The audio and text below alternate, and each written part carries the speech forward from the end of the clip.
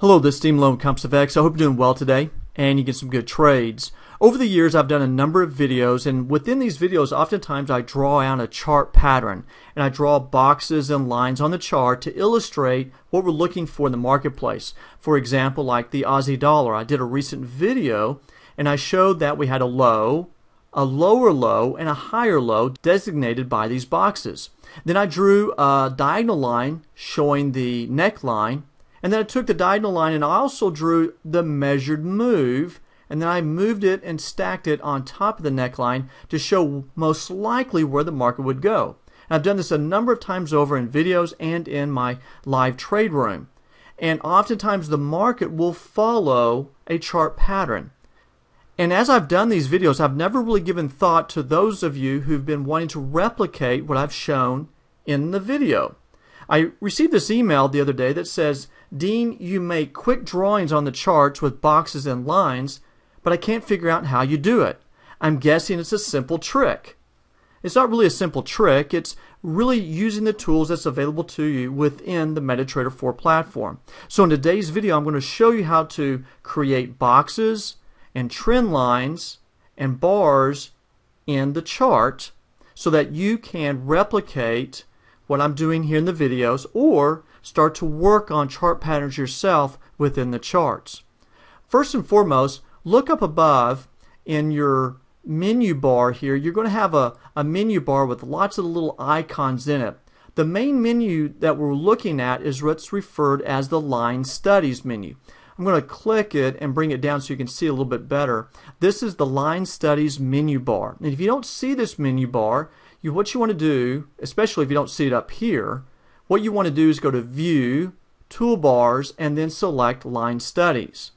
So in the Line Studies toolbar, let me bring it back down here, you can see that you have your cursor, you have a crosshair, vertical line, horizontal line, diagonal line. There's also a rectangle, and then there's other available tools to you.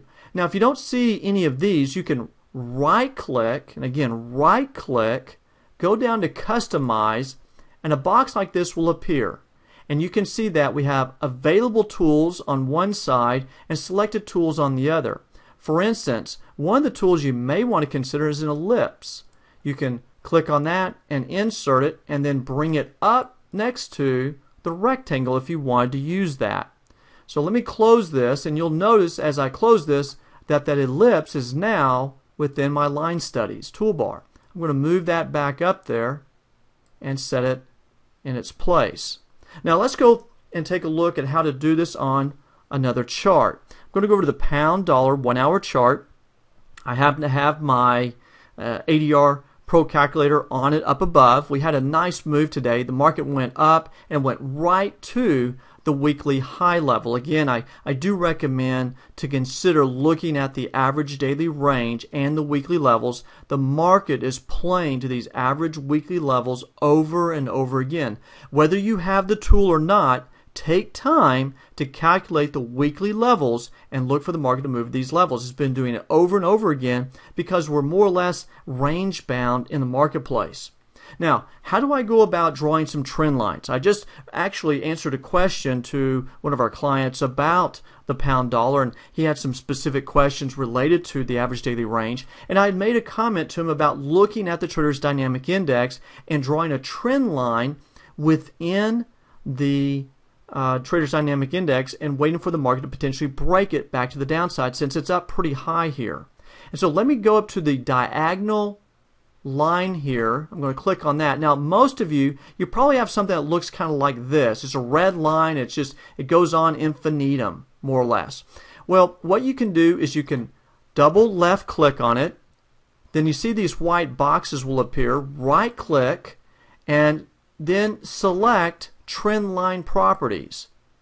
And what I like to do is I like to take it off of what's known as the ray. The ray is what causes it to go out infinitum. So I'll uncheck that, then I'll change the color to black, and then I'll change it to something a bit thicker, like so, and click OK. Now then I can put this on the chart and I can draw it from line to line. And actually the interesting thing is it will actually snap to the high or the low of a bar, and you can see that the market's moving up here.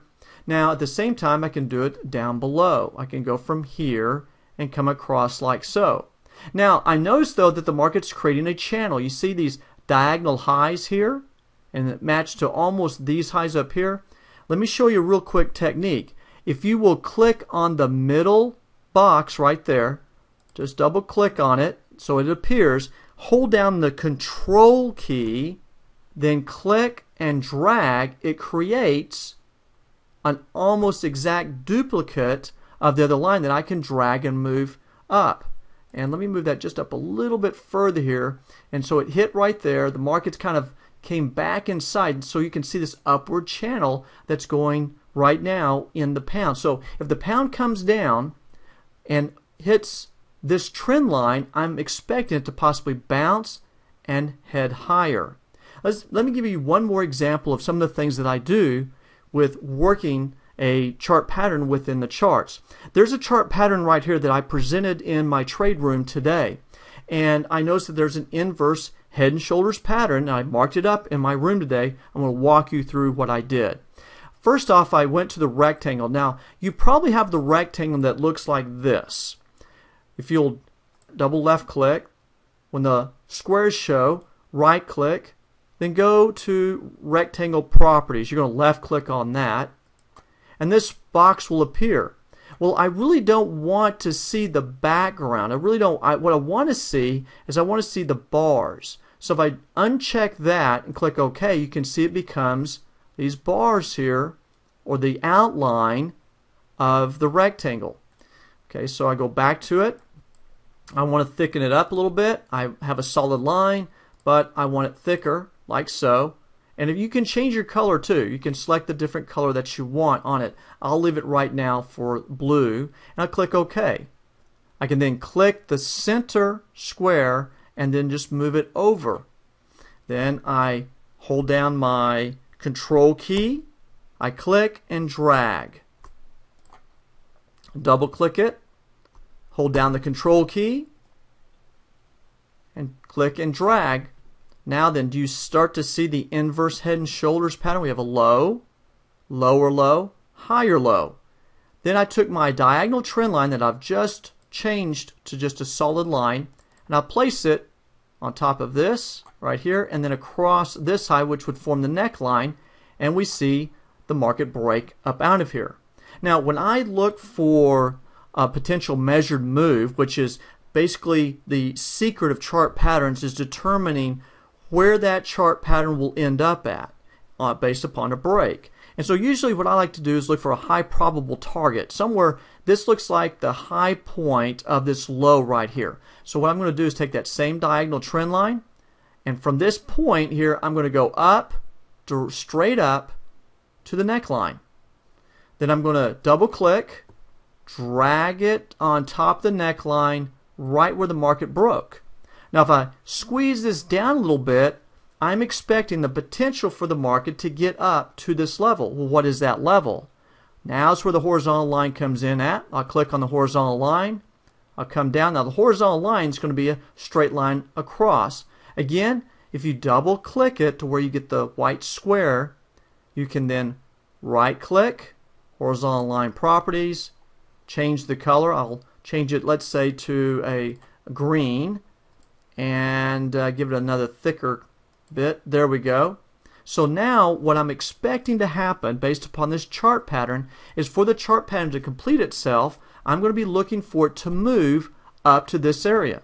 Now there's one key thing when it comes to any chart pattern is to step out a little bit further in time to see if that's a place in time where the market has already gone to. Make note of this. Price has a tendency to go back to where it's been before. So in this case, what I want to do is step out a little bit in time. I'll minimize the chart here and look at that. The market has been at this price before. So my thinking is this, as I mentioned in my trade room today, that I'm looking for the market to take this move. It's pulled back a little bit. You see how it's bouncing back at the buy target number 2 level based upon the New York dots levels. Now we'll look to see if we get a bounce and then an eventual push back up here towards this 88.50 area. Well, my recommendation is to review what I've talked about here in this video if you want to place the squares or the boxes, or you want to do the lines on the chart. As I mentioned, you have this ellipse. So if you want to use the ellipse is a kind of interesting tool. You kind of have to click it a little bit and work with it a little bit so you can create an ellipse.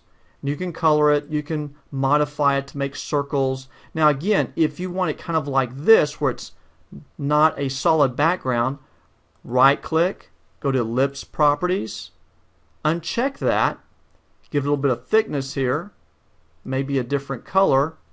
Let's say we go purple, click OK, and now we got this, and now you can kind of plot your swing low, and you can plot your swing high. Here's another swing low. So we'll be looking for the market to bounce off that swing low area and head back up to the previous swing high. Well, this is Dean Malone with CompositeFX. Hope some of the information here will help you in your trading and marking up the charts. Y'all make it a great day. Get some good trades. We'll talk to you next time. Bye-bye.